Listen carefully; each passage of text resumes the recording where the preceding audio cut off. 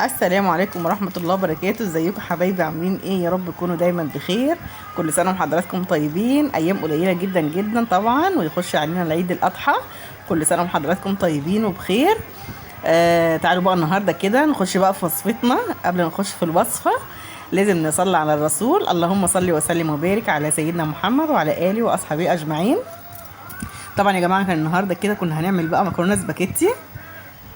جبت طبعا 3 اكياس وكيس صلصه كنت حاطاه في الفريزر وفصين توم.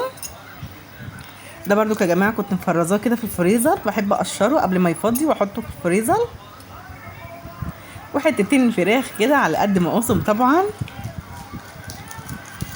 كيس كده كان مستخبي مني في الفريزر فقلت بقى مطلعه كده واعمله. بصراحه الجو حر فمش عارفين ان احنا ناكل، فقلنا نعمل كده شويه مكرونه حلوين ما شاء الله تبارك الرحمن. ومعانا حبه فلفل اسمر. طبعا يا جماعه انا حطيت هنا حبه الميه عشان بقى نسلق كده المكرونه، وهنا الحله التانية عشان نحط فيها الفراخ. وسريع سريع كده، خلي بقى قلبك كده سريع على طول نخلص اكلنا في ثواني. طبعا انا حطيت اهو، خدت كده الفراخ صدمه كده حلوه في الحله زي ما انتم شايفين اهو. ما شاء الله تبارك الرحمن، بألف هنا وشفا. طبعا بقى حطيت معاها حبه فلفل اسمر وورق اللورا وحبه ملح كده على طول على طول. بصراحه الاكل سهل وما بياخدش في ايدينا حاجه، بس طبعا الراحه النفسيه. بصوا معايا بصلايه كده مكعبات اهون. طبعا يا جماعه البصلايه دي خلتني عيطت كتير زي ما انتم شايفين. الفلفل الاسمر وحبه الملح والبصلايه. وهنا طبعا لازم بقى نحط شويه ملح كده صغيرين في قلب الحله اللي فيها ميه السليق. وبصراحه يا جماعه كان نفسي ان انا اسلقها بحالها كده ما كسرهاش، كنت عايزه اعرف بقى النتيجه. بصراحه اول مره ان انا اعملها بالطريقه دي. كنت الاول ان انا بحب ان انا اكسرها، بس قلت كده انا عايزه اعملها بقى دلوقتي كده المكرونه بحالها كده ما اكسرهاش خالص. زي ما انتم شايفين انا حطيت طبعا شويه ملح ومعلقه صغيره من الزيت في قلب الملح في قلب الميه اللي على البوتاجاز بتاعه المكرونه طبعا. وادي سقطت المكرونه.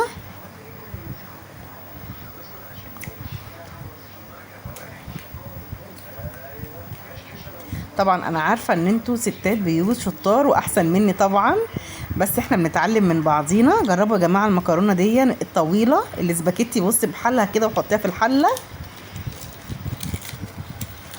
والنتيجه بتاعتها بتبقى جميله جدا، والاولاد بيبقوا مبسوطين خالص من الاكل فيها. جميله جدا جدا جدا. هي طبعا لما بتستوي كده من تحت هي كلها نزلت في الحله اهو. طبعا انا عملت كده 3 اكياس على قدينا، لان اكيد طبعا الكيس مش نص كيلو، الكيس 350 جرام. والناحيه التانية طبعا حطيت بقى الميه بعد ما الفراخ كده اتشوحت حلوه تشويحه حلوه مع البصل. حطيت بقى الشوربه بتاعتها اهي.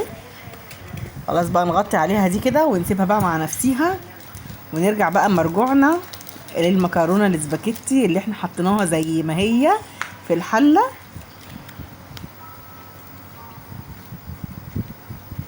اهو يا جماعه خلاص هي داخله خلاص على سوا يعتبر.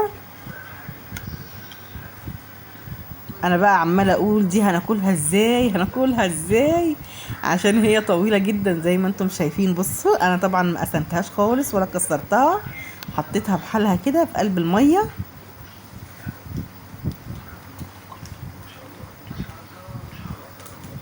زي ما انتم شايفين يا جماعه اهو.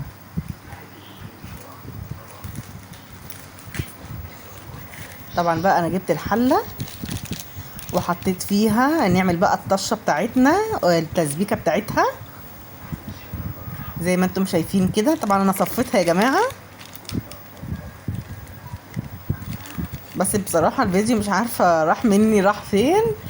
انا طبعا خلاص اهون بحطيت بقى، ضربت كده فصين توم مع حبه كزبره مع حبه كمون عشان طعمها كده وريحتها تبقى جميله. انا بصراحه بحب اعملها بالثوم، ما بحبش اعملها بالبصل.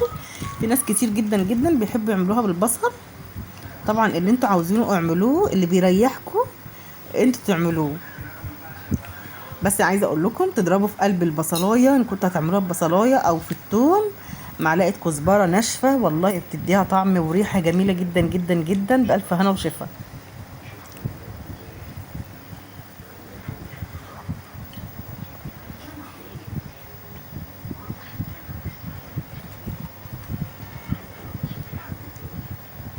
عايزه اقول لكم يا جماعه ريحه الثوم كانت رهيبه والله العظيم، جميله جدا جدا جدا، بالف هنا وشفا.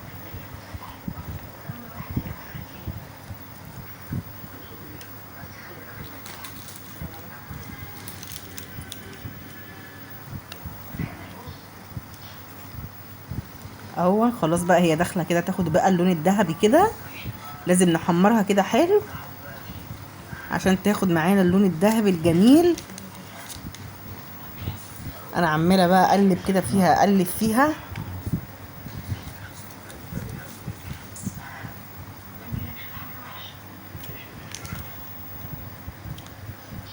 خلاص كده داخله بقى على اللون الاصفر اهو. يلا بقى نسقط كده الطماطم بقى بتاعتنا دي يا جماعه. كيس طماطم كان عندي في الفريزر،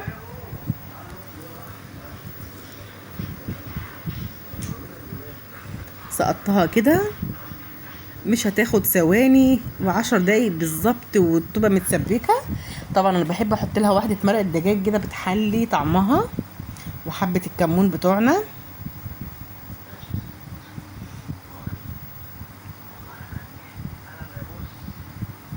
خلاص بقى هي داخله اهي، ده خلاص اهي. بصوا يا جماعه هتفك في ثواني. طبعا انا فتحت الحله لقيتها ما شاء الله تبارك الرحمن اتسبكت اهي، جميله جدا جدا.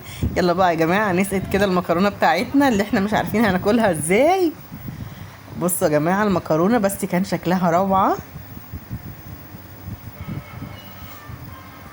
زي ما انتم شايفين كده. انا بسقط بقى المكرونه وفي الاخر بقى هقلب. ويا ريت ما نتكش قوي في السويه يا جماعه في المكرونه دي بالذات، لان ما بتاخدش سوا خالص. فلو اتكينا عليها في السليق بتاعها ممكن تتعجن مننا. بصوا الصلصه حمرا وجميله. كان بامكاني طبعا احط لها شويه بابريكا، بس بصراحه ما كانش عندي. كان نفسي بصراحه ان انا احط لها بابريكا، بيبقى طعمها جميل جدا ويخلي كده المكرونه حمرا قوي قوي. بس بصراحه ما كانش متوفر عندي، وانتم طبعا عارفين ان انا هنا كده بحته مقطوعه، ما عندناش هنا عطار ولا عندنا اي حد خالص بيبيع حاجه. لازم طبعا طلباتنا دي بنجيبها من بره خالص. انا خلصت المكرونه، يلا بقى نخش بقى على تحمير كده الفراخ. اللي عايزه اقول لكم يا جماعه طرطشت فيا وبهدلتني في اليوم دون، بهدلتني والله العظيم خالص، عشان طبعا طلعتها من الشوربه. الولاد كانوا طالعين جعانين طبعا، طلعتها من الشوربه على طول في قلب الزيت على البوتاجاز. بصوا يا جماعه بهدلتني زي ما انتم ملاحظين كده لو لسه معايا لغايه دلوقتي في الفيديو.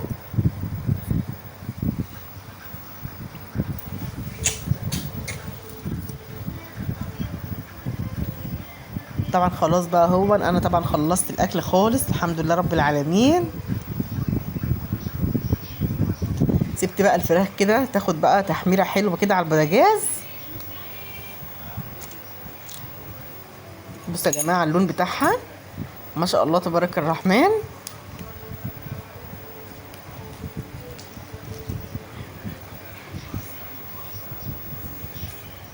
يلا بقى نخش بقى على سفرتنا الحلوه الجميله البسيطه، شويه مكرونه وحتتين الفراخ بتوعنا، وطبعا طبق مخلل ما شاء الله تبارك الرحمن، وطبق شوربه كده حلو اهوت، بألف هنا وشفا. يا رب بقى سفرتنا تكون عجبتكم النهارده، وطريقتي في المكرونه الاسباجيتي عجبتكم النهارده. اتمنى بقى يا جماعه اللي ما اشتركش في قناتي يشترك، واللي ما عمليش اللايك لغايه دلوقتي يعملهولي، عشان طبعا احنا اخوات وعيلتي مش هتكبر غير بيكم. وكل سنه وحضراتكم طيبين وبخير. السلام عليكم حبايبي.